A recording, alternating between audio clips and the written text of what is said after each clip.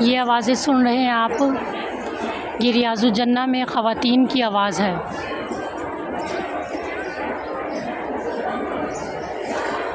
रोज़े रसूल की हाज़िरी के लिए ये ख़वातीन की आवाज़ है।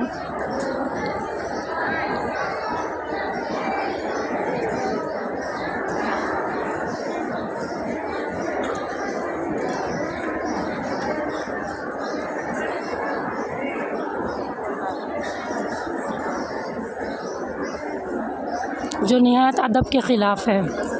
मर्दों की साइड पर इतनी आवाज़ नहीं आती जितनी ख़वातीन की साइड पर आती है। चीखना, चिल्लाना, धक्के देना, ये सब अदब के ख़िलाफ़ है।